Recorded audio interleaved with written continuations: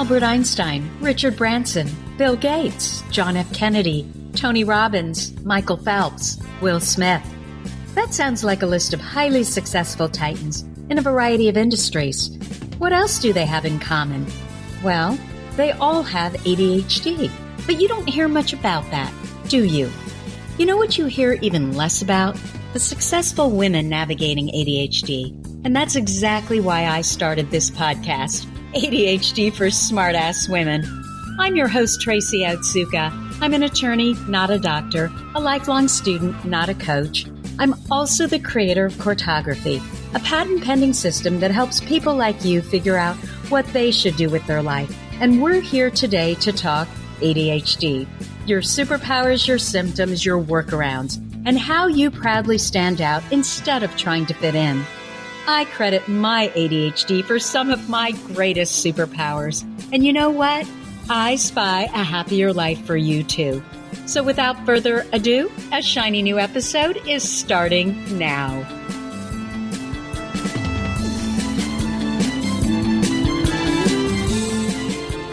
Hello, hello, hello. I am Tracy Otsuka, and I want to welcome you to episode 22 of ADHD for Smartass Women.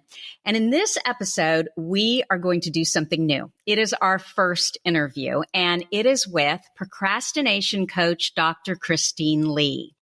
Dr. Lee is a licensed clinical psychologist with practices in New York City and Westchester, New York. And as I just mentioned, she's also a procrastination coach who has conducted procrastination workshops and trainings at Columbia, New York Presbyterian Medical School, Fordham University, Barnard College. The list goes on. And as I said, she's the first person ever to be interviewed on our podcast. I met Dr. Lee at a conference, and I just knew I had to have her on. So welcome, Christine, if we can start there. Thank you so much. I'm so excited to be here and to be your first interview. I'm so thankful to you and excited. Well, when I mentioned your name in our Facebook group a couple weeks ago, ADHD for Smartass Women, one of our members said, I freaking love that something called a procrastination coach exists, that yes, this is really a thing. And so I would love to know your background as far as how you ended up with a specialty in procrastination. I'd never heard of that.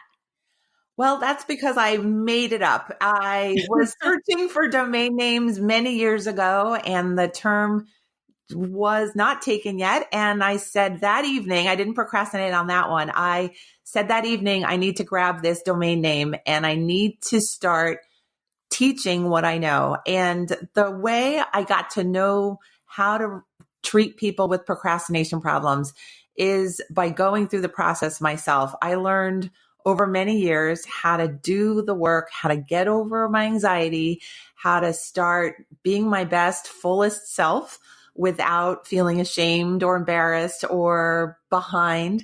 And I just feel like it's my mission at this point. Since I'm recovered, I feel like I need to rescue everyone else. I would love to rescue everyone else if that's my goal. So, and the rest of the time, I'm a regular clinical psychologist in New York and in Westchester. And I enjoy both elements of my work, both the in-person work and then my work in the online space. Well, I always say that the best teachers are teachers who've actually gone through what it is that their clients are then trying to go through. If you've never experienced it, I don't know how you even offer. I mean, to me, even with the ADHD, I now have this theory that if you don't have ADHD and you're a therapist or a doctor or whatever, it's really hard for you to give me advice because you haven't walked in my shoes. And I feel the same way about this subject of procrastination. I think you're onto something. I feel that my brain is a little bit mini ADD. And I do enjoy working with clients with ADD and ADHD because I think our brains work just slightly differently. And I think you're right that we might listen with a different kind of ear and have a little bit more to offer sometimes. Yeah, no, definitely. So let's start with, so what I did initially is I put a posting in our Facebook group and I asked people, where do you struggle with? Where do you struggle in procrastination? And I got a lot of questions. And the first one, which was the biggest one, of course, was two-pronged. Why do we procrastinate? And what is procrastination protecting us from? Isabel Baker is the one who asked that question. So can we start there? Sure.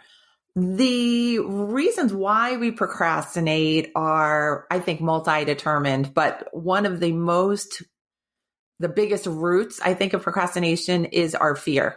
And all of us human beings are filled with fear sometimes not so much, but we all have had the experience of having a fear that has held us back from something that we otherwise know is doable by ourselves.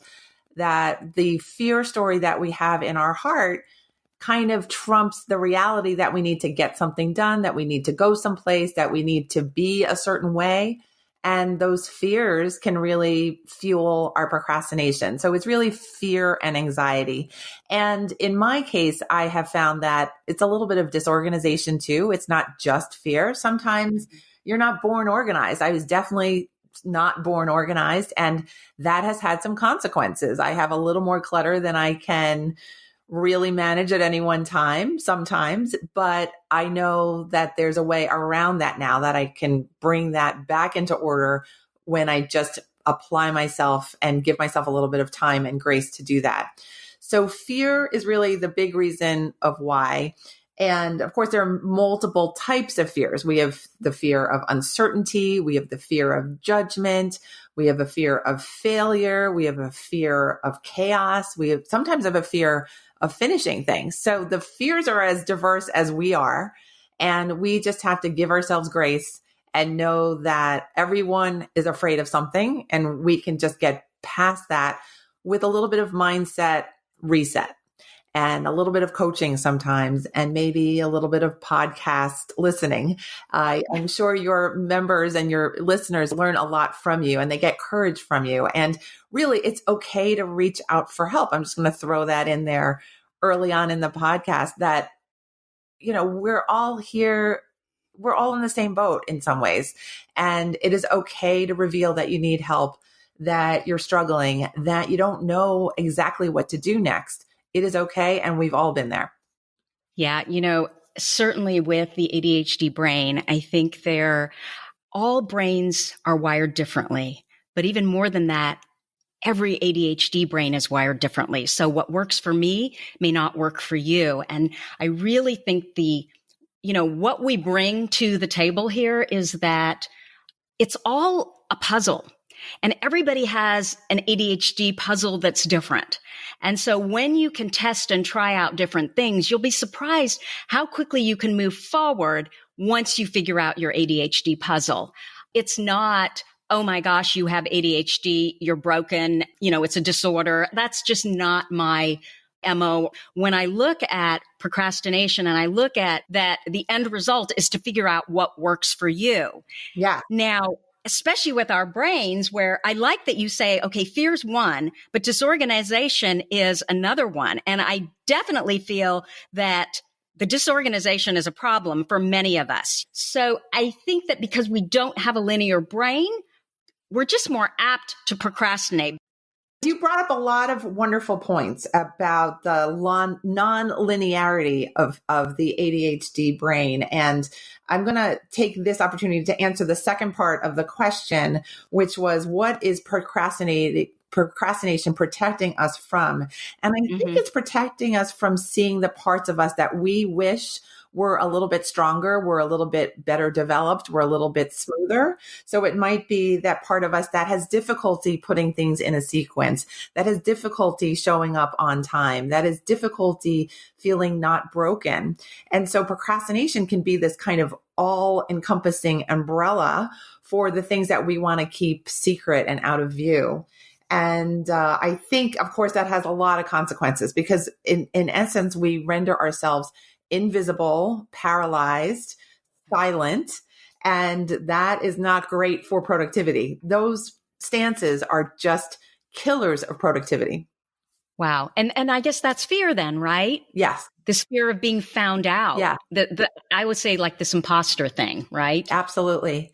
And I know I've heard of the term imposter syndrome for years and years and years, but I only recently got more interested in digging deeper into that syndrome because I think a lot of really accomplished women have this underlying fear of being an imposter. And I thought that connection was interesting, that it's the people who really have a lot of firepower, a lot of brain power, and a lot of maybe social clout and influence are struggling with this feeling that they're really not all that's all the big deal, that they privately are holding this fear that they're not enough was very interesting to me. And I just think it's that when we're maybe gaining influence, that we're just not used to feeling the feeling of being known, of feeling big. And sometimes we come from backgrounds where we're actually used to feeling quite small and voiceless and unseen. So it's that contrast that makes us feel like we're in the wrong place. We must be fooling everyone. And that one of these days, somebody's going to find us out and expose us to the world.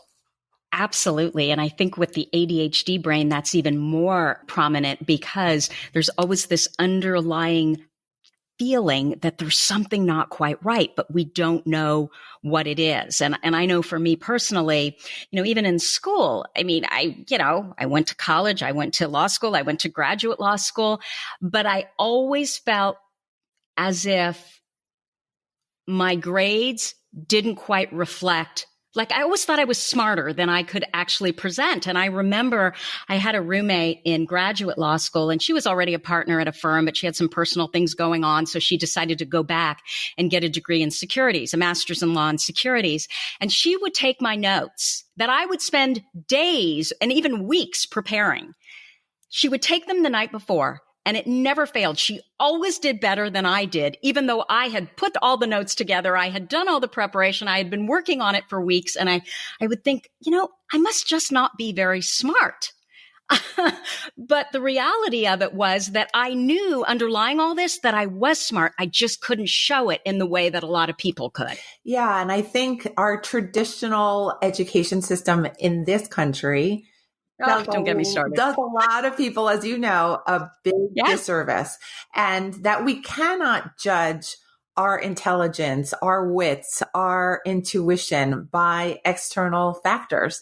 And it's a mechanism that we have come to agree upon here, but it's certainly not always accurate. It's certainly not always an indicator of anything that's really, truly meaningful.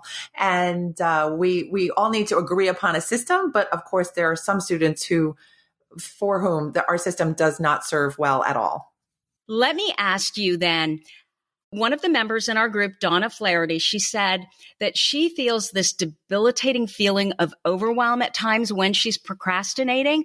And so her question was, how do I get out of that? What are some steps that I can take? Sure. Well, I will answer that question about how to get out of overwhelm and also tie up what we were just talking about taking our grades and what we're doing externally and relating that to how smart we are. I think we want to break apart the one-to-one relationship between who we are and what we're doing. So who we are is just whole. We are whole, WHOLE beings. And we come as we are. We are all brilliant in some way. We are all magical for sure. And we can't let that be jeopardized by some perspective about our grades, our salary, where we live, how we look, what we're dressed in, what kind of car we're driving, anything that's external to us. Whenever we tie our self-esteem and our self-worth to something that's external to ourselves, we're going to feel overwhelmed. We're going to feel like we have a desperate need to get the highest salary, to get the best car, to get the best boyfriend, whatever it is, whatever you've pinned it upon will cause you to feel overwhelmed. And so sometimes it's our work. We feel, well, I'm not anything if I can't get this done well. Well, it's just a matter of whether you can get the work done. It has nothing to do whether you're a good, valuable person in society. It really doesn't. It's just a piece of work. And so I really encourage people to kind of diminish the drama, lower the drama level so that you can actually focus, so that you can feel good about what is coming out of your brain, the creativity that is there, just waiting to spring out. Sometimes the overwhelm is all that we have because we're just so used to it. We're used to looking at everything all at once, all at the same time, all in one view. And yes, we're going to feel overwhelmed. Who wouldn't? With all the things that we have to do these days. There are sometimes 100 things on our to-do list. And yes, we're going to feel overwhelmed if we don't just limit our view when we can. When we know we have to get things done, we should narrow our focus down to even one item so that we don't feel overwhelmed. And I think it's great that Donna even asked the question because it's just a reflection that she desires something more. She wants focus. She wants not to have this feeling all the time. And by the way, these are just feelings. These are all things that are transient and ephemeral and sometimes just thoughts, I think, that we use to fill our blank spaces in our minds. So try not to be so afraid of your own thoughts and try to get down to business when you can. Okay. So to take that question a step further, I totally hear what you're saying, but how do you actually do that? Because isn't what's happening with them is, okay, they're either in their past, like all the things they didn't do that they wish they would have done, or they're in the future, with anxiety and worry about, all the things that are there in the future. And so what you are saying that they just need to focus on the right here and the right now and block it out as simple as one or two tasks. That's exactly what I'm saying.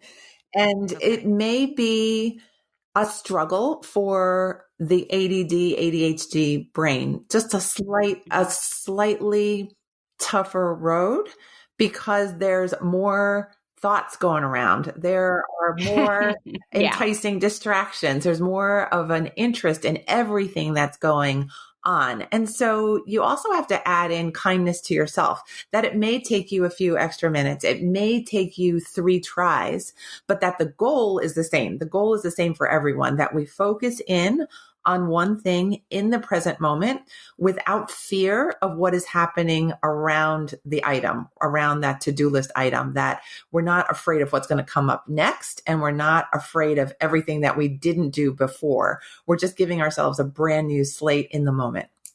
Yeah, I love that. I love it because when you're focusing on that one thing you need to do, and I know I talk about this all the time for the ADHD brain, we are emotion. The only way we're going to get anything done is through positive emotion. If there's any negative emotion, and this is for any brain, but especially for those of us with ADHD, if there's negative emotion around it, we're just not going to be able to move it forward because there is no dopamine firing off in our brain. So what you're saying is if you focus on that one thing and you get it done, there's going to be positive emotion and that will motivate you to keep going. Absolutely. And it's the exact opposite of the procrastination habit where we don't do something, we develop a criticism towards ourselves, and then we start a negative cycle. And we want to just reverse the cycle. And you said it beautifully, to just get one thing done, start the positive cycle, start the feedback going in a totally different direction. And I think it's easier said than done sometimes, but it really does work. It's just behavioral psychology. It's animals do it, humans do it, and we all respond to these reinforcement patterns. We get sad when we're not doing things, and we get happy when things start getting done. By using your process, then, we are teaching ourselves how to internally motivate ourselves rather than looking for external motivation like deadlines or someone's got to work with you or, all these things that help too. Yes. But they're stressful, yes, right? Perfectly said. Could not have said that better myself. You said something else, not today, but I've seen it in writing that I just loved and I never thought of it. And I think it kind of ties in. You said in high school, we learned directly and indirectly to associate stress with productivity. And that just was like, it just hit me over the head because I absolutely have this sense that if I'm not I sort of pride myself on it. I like the fact that I'm, super busy and high energy, but over time, you don't get anything more done feeling that way. And I think it burns you out. Yeah. And we all know these days that stress can cause illness and burnout and all these other things that we don't want, right? We feel like we're too fried to focus. So I think some amount of stress can be fun and give you that little boost that you might need, but to insist that you need this feeling, otherwise you're not concentrating or you're not taking the work seriously, I think that's a lie. I think that is something that we just get from the high school experience. They weren't teaching that to us directly, but everyone was getting stressed in the same way. We were all overwhelmed with the amount of work that we had to do. And none of us had enough time to do everything that was asked of us. I think that's a common experience of the high school student. And that we learn that stress, that we come to associate stress with working. And I am here talking to you just to try to break that connection for people, that you can work really well and not have stress in your heart. I have done that for myself over many years and with lots of help from very kind supporters and supervisors and therapists. And I want to share with you that it's possible for you guys too.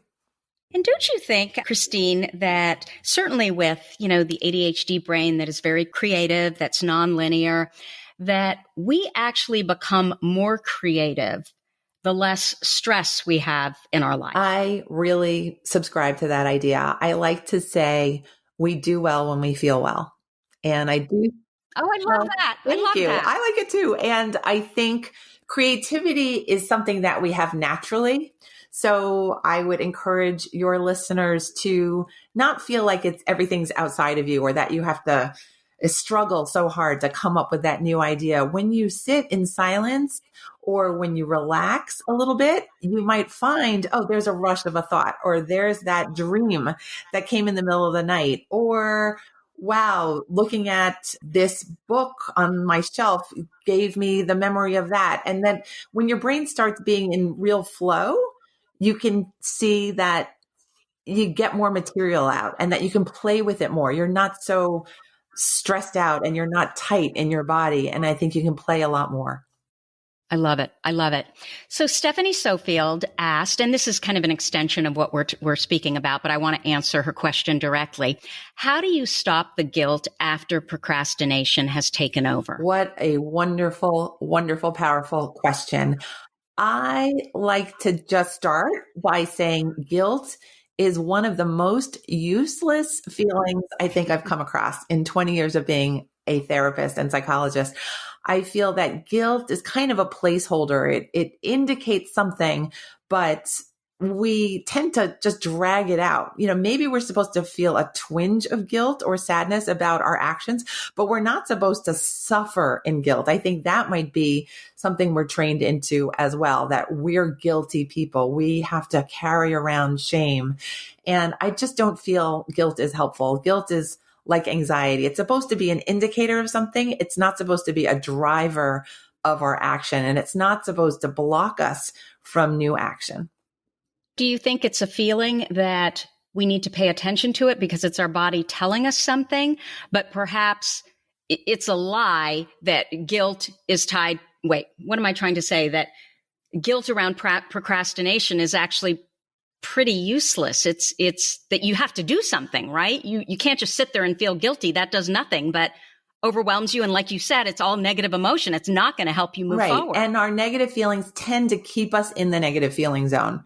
So guilt, if you feel guilty, that might be just a red flag. You're in that negative zone. What can you do to get yourself out of it? So let's use it as a signal for change instead of this extra baggage that we're dragging around town every single day. Okay, that's good. What emotions, this is from Hannah Calloway, what emotions do you see as being most closely associated with, we've talked a lot about them actually, most closely associated with the act of procrastination, and how could identifying those emotions help you move forward? Great question. I love your followers, by the way.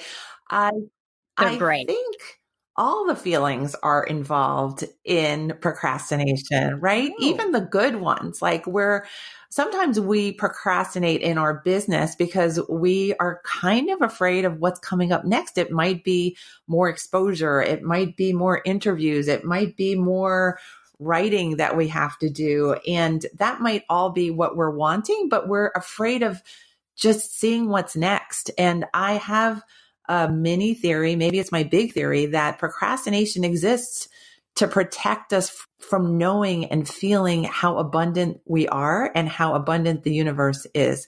That we're really just afraid of everything that is possible from us. And that's all the feelings, right? Right there, that what is there for us in our future. None of us really know what lies ahead 5 years from now. And that is both wonderful and amazing and miraculous, but it's also terrifying. And so we turn to what we're familiar with. And that oftentimes is staying still, staying small, staying frightened, and staying quiet. And I know you share the same mission that I do, that we want people to just be out there, to be forceful, to be force filled, that we're not lazy. We're not unmotivated. We're not uninspired. We're afraid. And so we just have to get educated, get inspired, get support, and then get out there with whatever creative work we need. And emotions are supposed to be a sidekick. They're not supposed to be driving the car. Elizabeth Gilbert said that about her own anxiety, that her anxiety will always be a traveling companion, but she's never going to let her anxiety drive the car. That's funny. Martha Beck has a quote that she says a lot too. Don't believe everything you think. Yes, don't believe everything you think. And it's a beautiful thing to remember, because we're thinking a lot of stuff just as filler and just to comfort ourselves in some way. And sometimes we get in the habit of comforting ourselves with negativity. And that's a habit that I would like to see everyone break. Rhonda says that she starts procrastinating when she's 60 to 80% done with a task. And I think this is probably a common problem. Where this applied, that I saw a lot of women referring to, was finishing their degrees. And there's a woman that I know personally, her name is Rose, and she says she has struggled with this immensely. And as long as I've known Rose, Rose has said, I need to finish my degree. I need to finish my degree. And I got to tell you, Rose is one of the brightest women that I know. So it's not brain power that prevents her from finishing her degree. What is this about procrastinating when you're pretty close to the end? Like you can kind of see it. Fear again? Absolutely. Or is it boredom? Or both? I doubt it's boredom. I think it's more of fear of finishing and that you're close to the end, that you know that you have to let go. There can be a fear of letting things go, letting things be, because we have this feeling that we have to be in control of everything and that everything depends on us. And when we feel that way, everything ramps up, that drama starts to kick in, and we start to feel disabled. We start to feel like we don't have what it takes to finish. We can't think clearly. We're too frightened. And I think we just have to, that's when we have to step in, take charge, give ourselves real deadlines, tell other people that we're struggling maybe in the last hour, and get it done, get it in. And then always, always, always keep your mind on that good feeling that comes when you're done. Remind yourself of that victory dance that you can do. I remember when I finished my dissertation and it was defended, my friend brought me a dozen yellow roses. I will never forget that moment. And it was such a beautiful surprise. We were in the middle of a shopping mall, I think, and it was just such a nice moment. It really was. It wasn't that defense moment. It was that feeling like, wow, now it's time to celebrate. Give yourself that positive vision. Hold that in your mind forefront, not your guilt, not your shame, not your anxiety. Hold the yellow flowers in your mind. Oh my gosh. And that is so important for us with ADHD, because I think one of the big problems we have is we'll be working for something and we forget the feeling that's associated with the goal. And then we forget the goal altogether. It sounds like whatever we can do to keep that goal front and center and keep the feeling that we want to, that positive feeling we want to associate with completing the goal, that's going to get us there a lot quicker. Is that what you're saying? Keep the positive feelings front and center, keep the energy high. Mm-hmm. When you feel like your energy is dipping, regroup. It's okay. Give yourself grace. Give yourself that feeling that you can love yourself and be kind to yourself and restart. You don't have to fall off the slide altogether. That it's one big playground. You get to play just as everybody else does, and you get to finish. And you don't have to drag these projects on for years and years, because then you don't get to do the other projects. You don't get to learn other things, and you don't get to take advantage of those new opportunities. So I wonder if the first goal is actually completing the degree, but the bigger goal is all of the things that you're going to be able to do and all the strengths, all of your strengths that you're going to be able to employ once you get that degree. Yes. I see it all the time with my dissertation student patients. There's such a fear of the unknown, and the educational system has housed them and given them their identity, and they've taken on that identity, but then they get released to what? Nobody tells them, nobody guarantees them a thing. It's total uncertainty. And I feel like it's a terrible thing to watch, actually, but I always let everyone know everything is better after you graduate. It really is. No one is ever wanting to return to graduate school after they leave. That's so funny. Okay. So I have a, what do I call it? A scenario, a situation that I'm going to share with you, because I heard a lot of women in our group talking about this exact same issue. So I think it's something that a lot of us share. Where I procrastinate the most, I mean, I'm not so bad with work and all of those things. It's in personal relationships. And I'm embarrassed to admit this, but I procrastinate the worst on following up with friends. Now, if they tell me, here's the date, yes or no, then I'm totally fine. I can put it in my calendar, no problem. But I tend to be kind of the cruise director. I'm the one who does a lot of the planning, getting people together. And as I've gotten older, and I think my ADHD has gotten worse, it's just has started to irritate me. That you've taken on that role. And that you've taken on that role? Well, that I'm always the one who's doing it. But beyond that, I have such a struggle with scheduling and planning. For me to even go into my calendar and figure out what dates, especially things that are far into the future, because number one, I don't know how I'm going to feel once we get there. Number two, I don't know what it is, Christine. Just to get into that calendar is unnerving to me, and it's really difficult. Yes. So you are a combination of I'm making up these terms, so forgive me here. You're a combination of a superhero and a people pleaser, I think.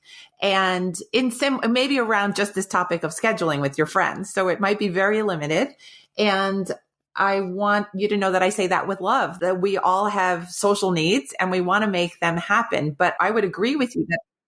Oh yeah. So let me add one thing there. Up until I get into the car, I'm kind of like, oh, I gotta go. But once I get in the car and I'm there, I am so happy that I'm there. It's the everything up until getting there that is the problem. But the thing is, if you want to, friendships are important, right? And so I have to be better about this, but I really struggle. Yes. What part would you leave behind? I'm not sure what your question is. If you could design this system over again, what part of this scenario would you like to not do anymore?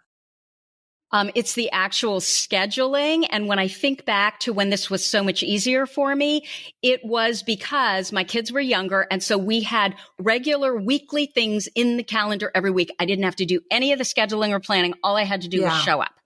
Can you reinstate that? This is so funny, Christine, because, I met a couple friends at it was a birthday party. And of course, I am always the one who throws out, okay, well, let's put something together. So we all have like puppies. And I thought, let's do a play group for puppies. Like, that's so stupid. But I thought that would lock something in. And then we would be doing it, every month or probably every other month. So, of course, I'm the one who takes on the planning. And I think this was in February, and I still haven't done anything about it. And I feel so guilty. But I also don't feel guilty enough to actually do something about it. I would say you could let go of the guilt and then right. And then see what happens. If everyone forgets about it, maybe nobody was interested in that idea in the first place. It's okay. And that would be totally fine. And if somebody really was interested in it, they can bring up the conversation again. And then you two can decide, let's get a date between us. Whoever can make it will join us. And whoever can't, we'll get you next time. So that it really isn't an all or nothing kind of thing, that it really is that we're all busy. We all have different demands in our schedule and we all have different interests. So some of the people might not be interested in the puppy play date, but other people might really be wanting you to put that together. And so maybe next time you're in that email thread, you just throw out a date and time and say, what does this work for everyone? So that you're not putting the burden on yourself. So it sounds burdensome more than anything. And you just want to let the burden part of it go. You can do all the rest of it without feeling like it's all on you or that it has to get done a certain way, and just try it instead. I think part of it is I'm a control freak. So I like things done a certain way. So I tend to volunteer. But as I've gotten older, and again, as my ADHD has gotten worse, I used to always be so reliable in that way. And I'm not as reliable because there's so many other things that I feel like I don't have enough time for. I want to say, it's okay sometimes to be unreliable, that you're not an unreliable person and that you don't have to be perfect. So there is that pressure that I'm hearing in your voice when you talk about this scenario, that you need to have, it's like a need. And whenever we have a need for something to go a certain way, or we have a need for people to act with us in a certain way, that's when we are really vulnerable, because we need things to happen a certain way and we need that control to kick in. And then we get anxious and we get worked up and then we get frustrated and then our feelings go south. So try to return the joy back in this scenario and see who's going to follow you. So thank you, first of all. I thought that was really interesting. And I think you're right. I need to bring back the joy into it, stop feeling guilty, and screw it. If I can't be as reliable as I was before because I've got a lot more going on, whatever, right? Absolutely. It all works out. Enjoy it. Enjoy whatever comes of it.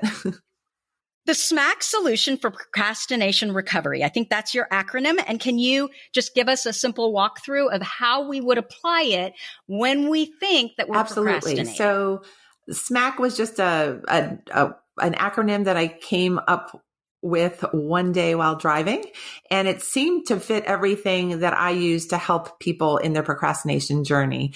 And I'll start with answering the question of how to apply this. I want to tell you that if you use just one of these letters on any given day, you're already going to feel better. You're already going to feel more accomplished and more powerful. So you can use this system very flexibly and use it as you need to. So I'll start here with the letter S, and S stands for simplicity.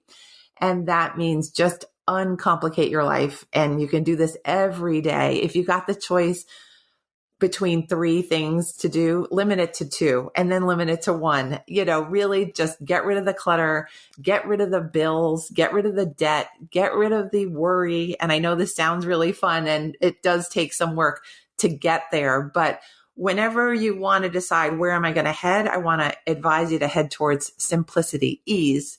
It's kind of like having the red carpet rolled out for you in front of you. Instead of feeling like you've got piles of clutter and undone things in front of you before you can get to your next destination, you want to eventually clear the road for yourself.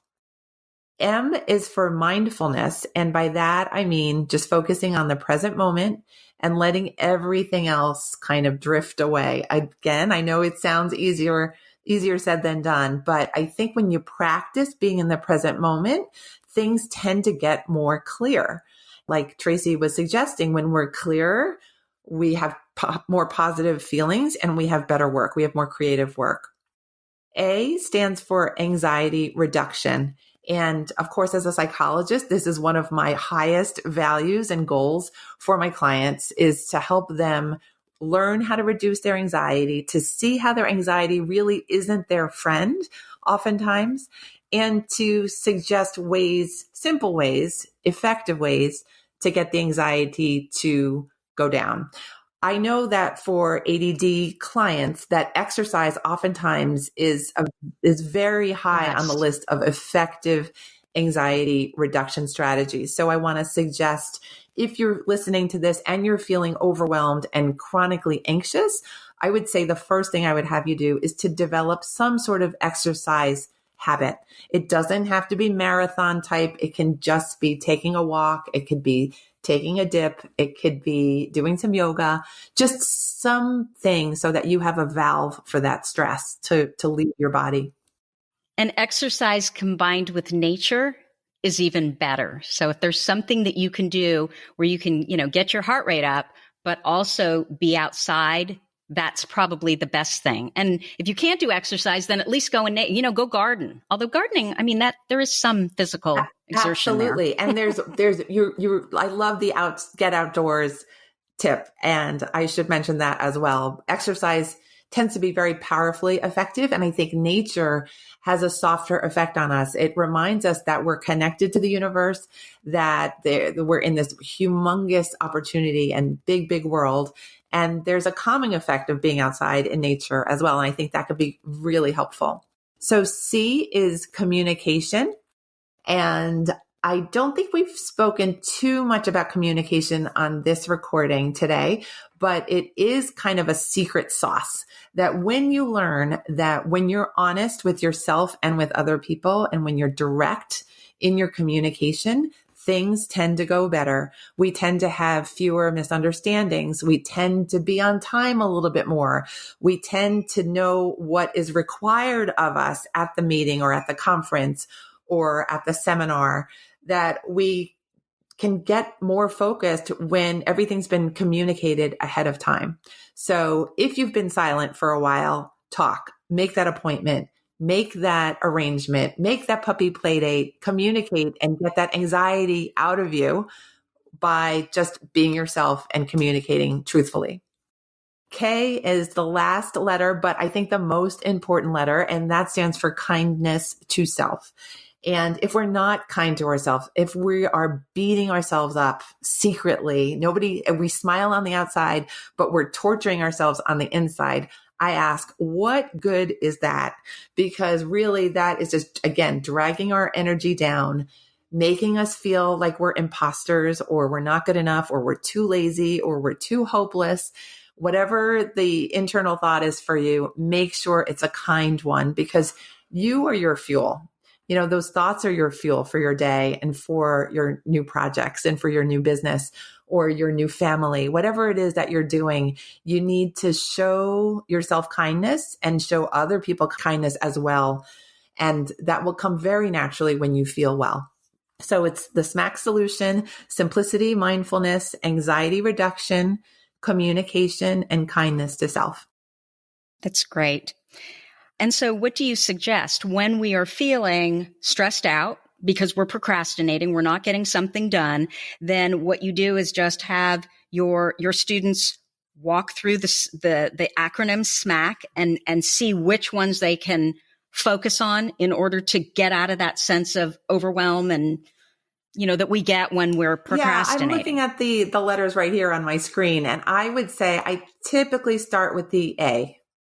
Because anxiety just it's like a big cloud over us. We can't see clearly. We feel like there's something in our way. We don't feel safe when we're feeling anxious. So I always say attack the anxiety first. Okay. I always say that the antidote to ruminating and this negative self-talk is doing. Would you say that's an antidote to procrastination as well? I absolutely would say that. You have great quotes. So can you explain You have great statements and great quotes and great teachings, by the way, Tracy. Well, what I love about you, Christine, is, I am not a doctor. I almost said I'm not a dentist. I'm not a doctor. I'm a lawyer. I'm not a coach. I'm a student and a lifelong learner. And I have kind of come at this pronged approach to ADHD where it's all about doing and it's all about positive emotion. And what I found that was so exciting to me when I met you was how you attack procrastination, to me, seems to revolve also around doing and around positive emotion. I think there's a reason why we fell in love with each other so quickly. Yeah, exactly. You're so positive. I love it.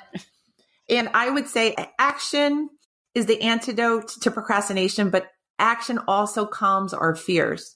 So our fears sometimes are rooted in reality. And when we get into action, we kind of take care of those things that might be threatening us, that might be causing us trouble at night so that we don't sleep as much as we should. And so action is kind of like the all-in-one solution. Everything that you do is, and I'm talking about your Facebook group, I'm talking about your business page, I'm talking about everything that I see that you create is so specific and direct and actionable. And, graphically, I told you this, your aesthetic, I just love it.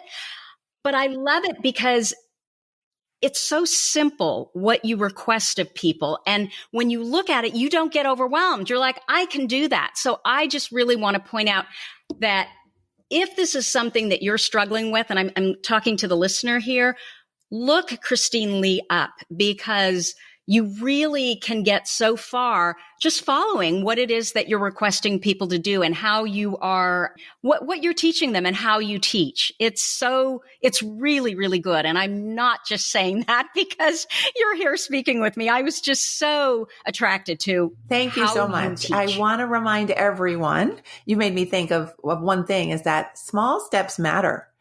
We haven't really said that today. And action is great, but small steps can be the best. That if you do enough of them, you're going to get really far and you're going to get really good at what you're trying to get good at. So thank you, Tracy, for your comments about my work. And I was joking to Tracy that I have never felt terribly confident about what I put out there, but I'm starting to get really nice feedback, and it's all small steps. Well, I think the last thing you should do if you're teaching students how to overcome procrastination is throw more crap on them. That. Yeah. And there's only so much I can put out in any given week. And I need to have that patience with myself and that pacing as well. We have to go by what we teach as well. So there are weeks when I am just silent on Instagram and Facebook. And there are other weeks when I'm feeling really like I want to be playing in there and engaging with people. And I do hope it's enough. I do hope your listeners will follow along there. And I welcome everybody to come join me. So where can people find you, and what should they do if they're interested in working with you? I am on Facebook and Instagram as Procrastination Coach. I have a Facebook group that is closed, so no one will know that you're in there. And I invite you to follow me there. I also have a gift for your listeners. So that's a really direct way to work in quotes with me. It's a 12-item library of resources. So I call it the free resource library. And all you have to do is text the word free library, one word, no space, to the number 44222. Sure. Perfect. Can you repeat that again? To the number 44222, the word free library with no space. And if that is all too confusing for you and or you're driving, just go to Instagram and go to my profile, and you can get that through the link in my profile there. Procrastination And what coach. Is your profile again? Oh, okay. So everything's Procrastination Coach. See, you make it so simple. It's been a nice journey to this online work and meeting people from all around the world. You know how it is, and feeling like we can have an impact because we're sharing something that's personal and that means something to us, and that we know can be really helpful to people. I think it's really just a blessing to be able to do this. Well, thank you, Christine. As I said, I just love everything you do, and you inspire me to do more and to do better and to do smaller. That's really the key here to me, is those small steps, because we can all do one of them every single day. Thank you, Tracy, for inviting me here, for hosting me here, for being my friend, and for inspiring so many powerful women to be their best selves. I think your work is amazing. I'm inspired by you, and I'm probably going to do a podcast because of you. So thank you for what you taught me. You have to do a podcast. Absolutely. Thanks so much, Christine. That is what I have for you all this week. As always, you are listening to ADHD for Smartass Women. If you've been listening to me for a while, I would really appreciate a review. It's not hard to do. You don't even have to write anything. If you're on iTunes podcast platform, just scroll down to the bottom. You can click on the stars. That is all you have to do. And if you'd like to know more about me, our patent pending cartography system that teaches you how to figure out which of your many interests that you have is the one that you should actually pursue. Or if you have a comment, a guest you'd like me to interview, or a topic idea for this podcast, please go to my website, tracyotsuka.com. You can also reach out to me at tracy@tracyotsuka.com. Thanks for listening, and I will see you next week. You've been listening to the ADHD for Smartass Women podcast. I'm your host, Tracy Otsuka, and we're available on iTunes, Stitcher, Spotify, and Google Play. If you liked what you heard, we sure would appreciate a review. And not coincidentally, ADHD for Smartass Women, well, that's also the name of our free Facebook group. Go look it up. We're a totally smartass community of successful, ambitious women who share our ADHD wins, questions, and workarounds. We'd love to have you join us. You can also find all my details over at tracyotsuka.com. Don't forget, I spy a happier life for us, and I'll see you again next week.